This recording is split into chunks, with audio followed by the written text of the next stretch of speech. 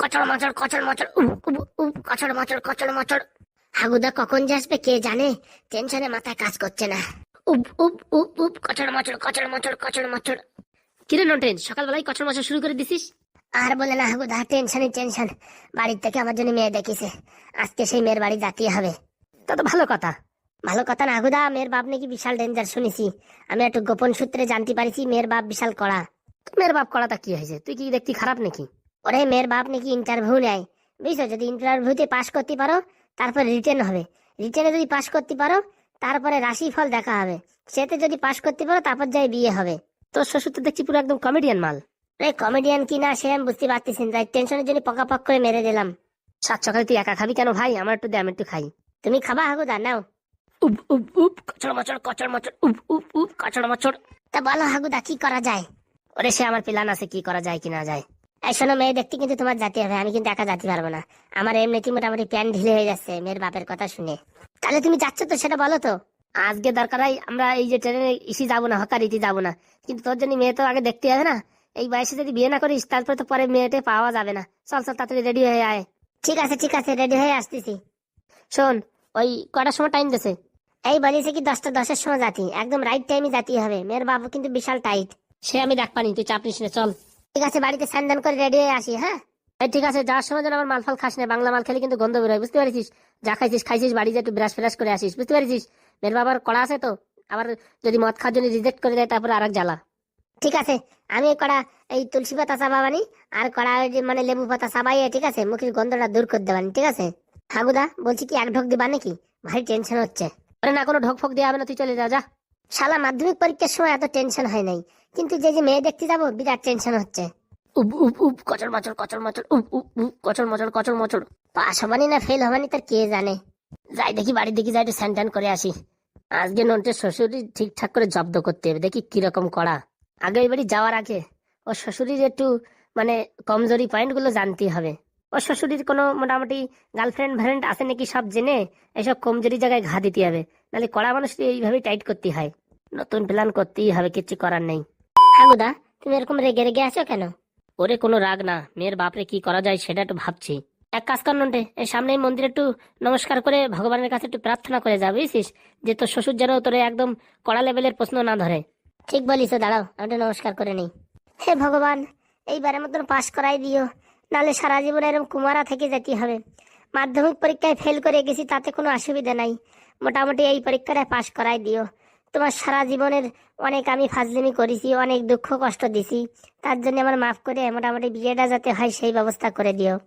আর হাগুদারে এরকম শক্তি দিও যে হাগুদা যেন আমার শ্বশুরের সাথে লড়তে পারে। ওরে আমার জন্য বলা লাগবে না রে, আমি এমনি পারবানি লড়তি, তুই টেনশন নিস না। হে ভগবান, আমার যদি বিয়ে হয়ে যায় তাহলে আমি আবার আসপানি এই মন্দিরে পুজো দিচ্ছি, ঠিক আছে? আমার একটু রক্ষা করো, আমার একটু বুদ্ধি শুদ্ধি দিও, যাতে ঠিকঠাক করে এই পরীক্ষায় যেন পাশ করতে পারি। জয় মা দুর্গা, বিয়েটা যাতে হয়ে যায় সেই একটু আশীর্বাদ করো। হাগুদা করে ফেলাইছি পুজো।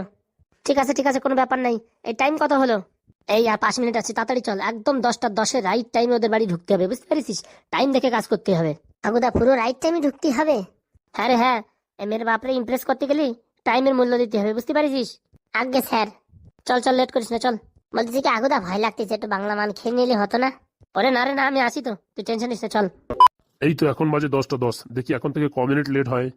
মাই কামিং স্যার। ও চলে আসছো, গুড গুড, তুমি একদম রাইট টাইমে এসেছো। তোমার সঙ্গে আর কেউ আসেনি? আসছে আসছে, আমার একটা দাদা আসছে, এই এক্ষুনি আসবে। তাহলে বসো, দেখি এখানে বসো। নমস্কার না স্যার। না না, থাক, কোনো সমস্যা নেই। নমস্কার স্যার, এই অভাগার প্রণাম নেবেন। ঠিক আছে ঠিক আছে, কোনো সমস্যা নেই, বসো বসো।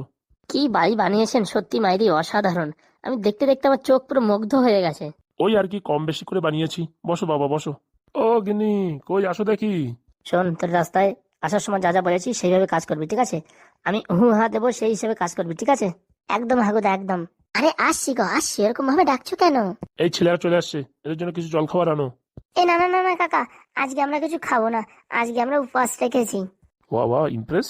কিসের উপর শুনি? এই আমরা কোনো ভালো কাজে গেলে সেদিন আমরা উপবাস থাকি। বাবা, ছেলেটার কথা শুনে তো মনে হয় ভালো পরিবার থেকে এসছে। তাহলে আজকে কিচ্ছু খাবে না? না না, আজকে আমাদের নির্জলা উপবাস। হ্যাঁ, উপর থেকে আবার আজকে একাদশী তো, তাই আজকে আমরা উপোস থাকি। সত্যি সত্যি অসাধারণ। আমি প্রথমেই তো ইমপ্রেস হয়ে গেলাম এদের পরে, তাহলে এদের প্রশ্ন করবো কি করে? না না, প্রশ্নে কোনো ত্রুটি রাখা যাবে না, মেয়ে দিতে হবে বিয়ে, তাই কড়াভাবে এদের একদম পরীক্ষা নিতে হবে। তাহলে বাবা তোমরা কিছু খাবে না? না না কাকিমা, অন্যদিন এসে খেয়ে যাবো, আজকে খাবো না। শোনো বাবা, মেয়ে দেওয়ার আগে কিছু প্রশ্ন তোমার করা উচিত। আমার তো আগে জানা দরকার ছেলেটা কেমন বা কি, সব বৃত্তান্ত না জেনে তো মেয়ে দেওয়া যাবে না। হ্যাঁ হ্যাঁ অবশ্যই। হ্যাঁ হ্যাঁ, আপনার যা যা ইচ্ছা আপনি জিজ্ঞাসা করার, কোনো সমস্যা নেই। আমার কিন্তু ভালোই পছন্দ হয়েছে, কি বলো তুমি?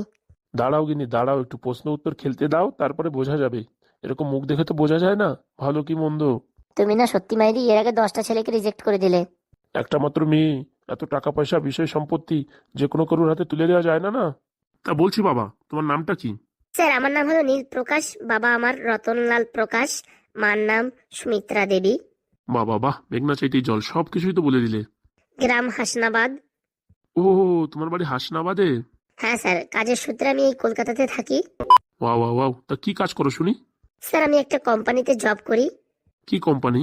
স্যার কোম্পানির নাম অস্ট্রেলিয়ান প্রোডাক্ট লিমিটেড। মানে ওখানে কি করা হয়?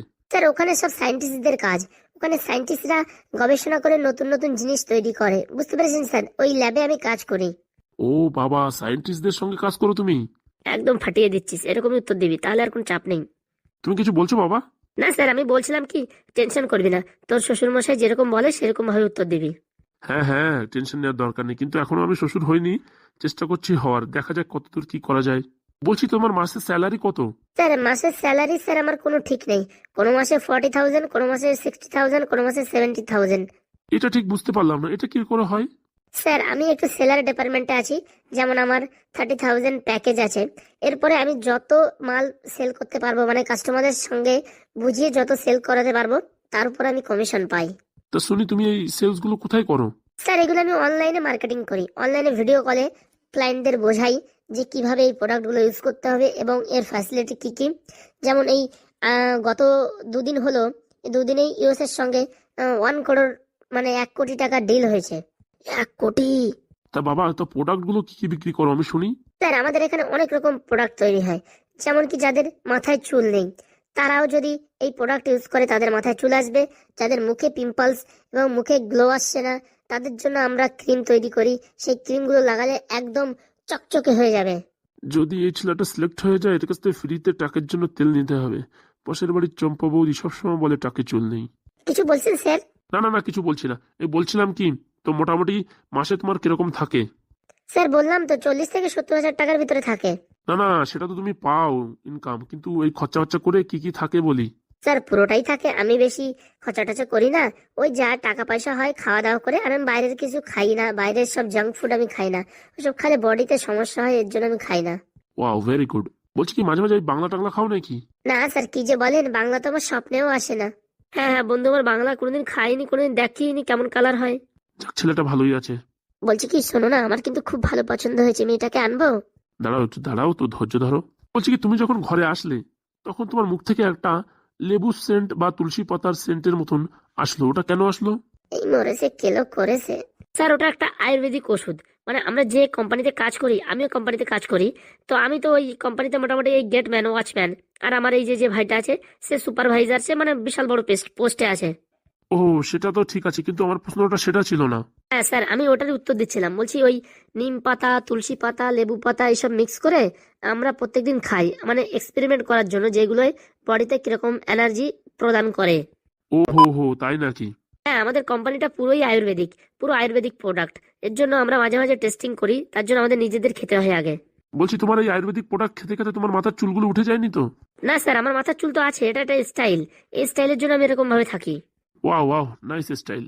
তা বিয়ে মনে করো যদি হয়, তা যৌতুক হিসেবে তোমার কি চাই? ভাই কি বলবো ভাই। স্যার বলছি আমি ওর দাদা, তাই ডিসিশনটা আমি বলছি।